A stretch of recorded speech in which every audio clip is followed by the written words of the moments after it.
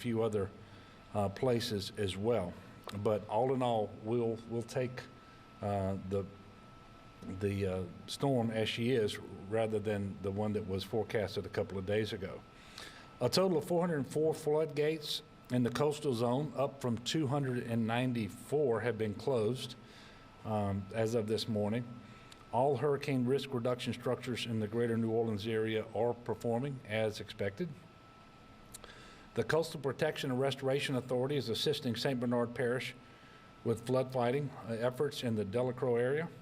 They're working to sandbag Highway 300 along the bayou, and they're actively pumping down the canals in the event that the highway is overtopped. As I mentioned, Grand Isle is getting water from the back or the north side of the island. The CPRA has 2 pumps on the island that are staged on high ground and another 9 pumps staged nearby, which will be delivered as soon as the mayor calls for them. The bad news for our neighbors in Mississippi and Alabama is that Sally is very slow moving and she has turned and set her sights on the Mississippi and Alabama Gulf Coast. She won't make landfall until sometime tomorrow. So she's a very slow moving storm that's going to drop a lot of rain, have significant storm surge on the Gulf Coast there, and she has 80-mile-per-hour sustained winds. I don't believe that the current forecast anticipates that the storm will strengthen beyond the Category 1. So as we are able, we're transitioning our focus to doing what we can to help our neighbors in Mississippi and Alabama, in addition to continuing Hurricane Laura recovery efforts and making sure that we resume all of our COVID testing and other COVID-related activities. I did have the opportunity this morning to speak with Governor Kay Ivey of Alabama and conveyed to her the same message that I gave to the Mississippi governor yesterday, Tate Reeves, and that is that we stand ready to assist. And in fact, some of the federal search and rescue assets that FEMA brought into Louisiana have already been directed to Anniston, Alabama, to help with any search and rescue that will need to happen there. Tomorrow, all of the state offices closed because of Sally will be reopened. There will only be 3 parishes with state office closures tomorrow. All relate back to Hurricane Laura and principally remain closed because of continued power outages, but those are Beauregard, Calcasieu, and Cameron parishes. GOSEP has put in a request to extend registration for the Blue Roof program until the end of the month. I encourage everyone who is eligible to take advantage of this program and don't assume that the extension will be granted. Right now, the program is authorized through September the 21st. And so there are several parishes where residents are eligible for the Blue Roof. I'm going to name those parishes. They are Allen, Beauregard, Calcasieu, Cameron, Jefferson Davis, and Vernon. So if you're a homeowner there and you've got roof damage, please make sure you take advantage of this program. Again, we hope it will be extended till September the 30th, where right now September 21st is the deadline. Call 888-766-3258 in order to register. That's 888-ROOF-BLUE, B-O-U. Today, the Ag Center reported that they estimate ag and forestry losses related to Hurricane Laura exceed $1.6 billion. That is a significant total. This is one of the costliest storms to agriculture that we have had as a result of that damage estimate. About $525 million of that total is estimated damages to Louisiana's farmers, crop damage. The rest, about $1.1 billion, is estimated losses for the timber industry due to damaged acreage of timber to varying degrees from southwest Louisiana all the way up to the northeastern parts of the state. More than 750,000 acres in total. As of this morning, we have 12,537 individuals being sheltered in the state from Hurricane Laura. The vast majority of these are sheltered in the New Orleans area. All are non-congregant, except for just a handful in the Alexandria mega shelter and they only stay there until they can be transitioned into a non-congregant shelter. Additionally, there are about 5,300 individuals sheltering in Texas still, and Texas officials have begun consolidating the hotels where Louisianans can continue to shelter through the resident transition process. So Louisiana residents in Texas who still need shelter are asked to call 1-888-991-5229. That's 1-888-991-5229. And they will be asked for their parish of residence and maybe more specific addresses for their residences, and they'll be allowed to register for continued sheltering if they are eligible. Anyone not eligible for continued sheltering and who can return home, meaning they don't have major damages to their home and basic services like water and sewer have been restored, they are being asked to do that, to come on back to Louisiana at this point. But if you're in Texas and you're from one of these heavily damaged areas and you're not eligible to return, please make sure that you call 1-888-991-5229 to register for continued non-congregant sheltering in hotels there in Texas. The American Red Cross, DCFS, FEMA, HUD, and the Louisiana Housing Authority and other partners are working with families and individuals who need help to recover to determine both short and long-term housing options. DCFS is now taking DSNAP applications for the first 9 of 18 parishes who have been approved. I will remind you this is a virtual DSNAP process. First time we've done this in Louisiana, but it makes tremendous sense for a couple of reasons. We've got the 5,300 or so people in Texas who may be eligible for nutrition assistance through DSNAP, and they don't have to come back to Louisiana to a fixed site in order to apply, but also because of COVID, it's very helpful that individuals can apply without having to go to a fixed site. It also allows us to use our state police officers and National Guardsmen to continue to do other missions as well, as opposed to working those sites with DCFS.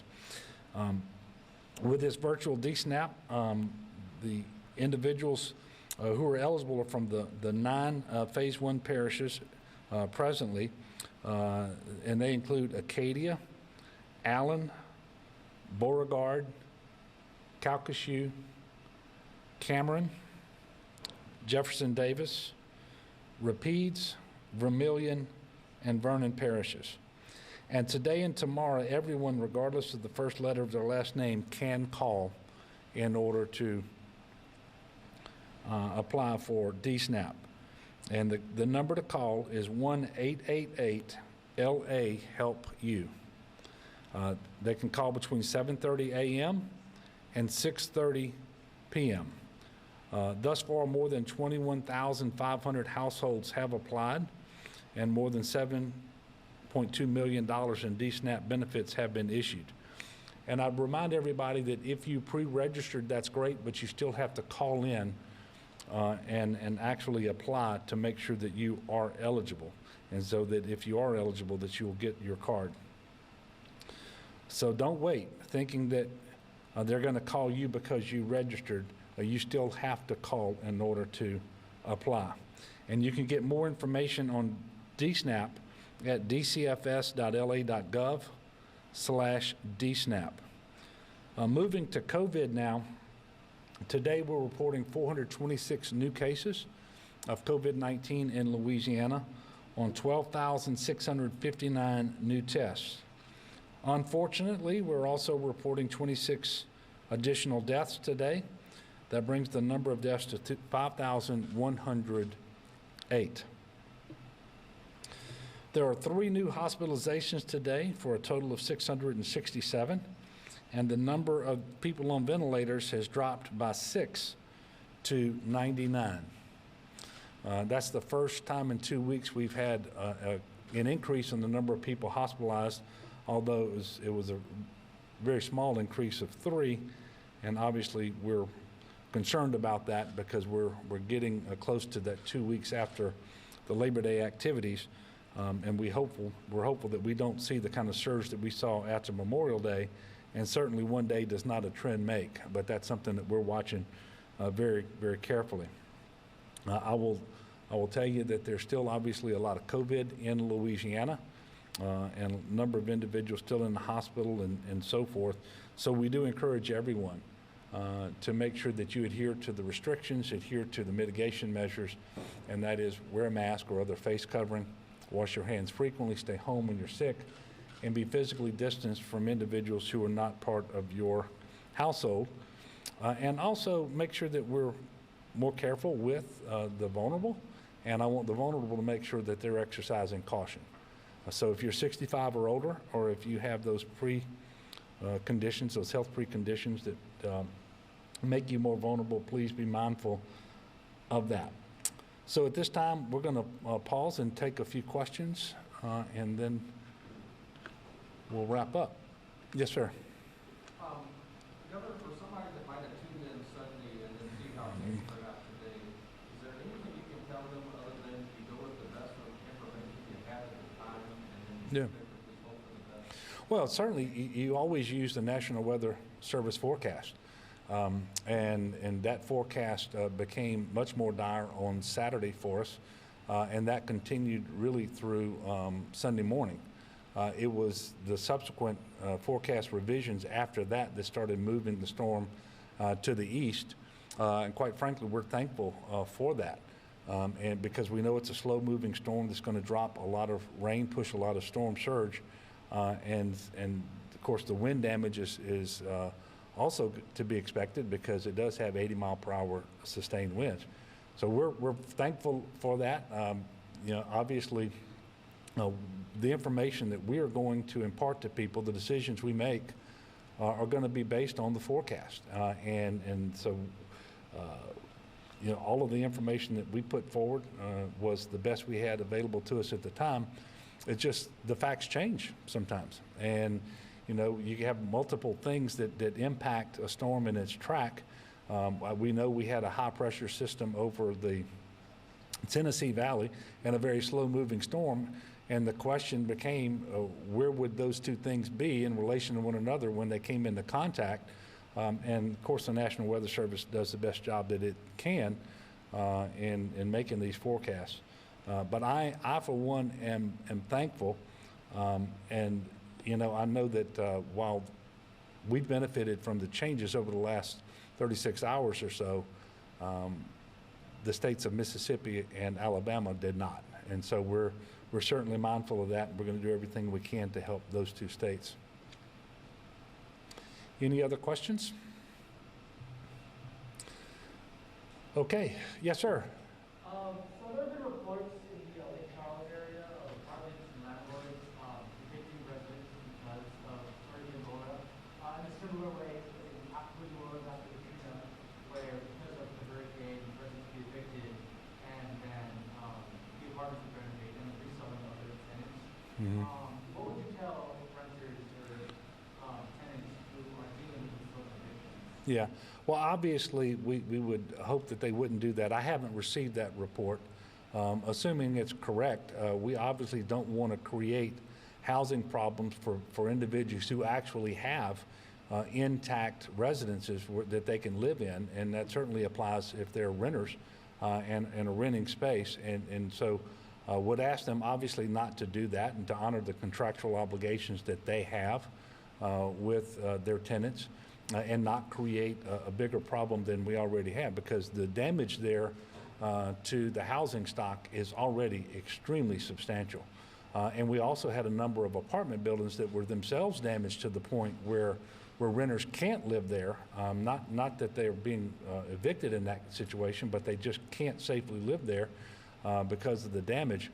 And so we're trying to find housing solutions. We certainly are not looking to create more housing problems. And so we would ask that those landlords not engage in that. And obviously it's something I'm going to ask people to look into, because I have not received that report.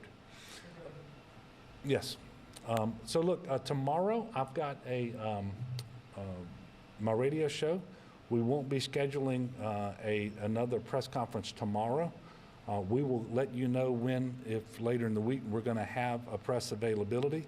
I think we're going to get back to doing press availabilities once or maybe twice a week now, unless something unforeseen happens with respect to Sally or with COVID or whatever. But we're going to try to get back to about a once a week press availability. We'll let you know when that's going to be, but we know it will not be tomorrow because of the radio program.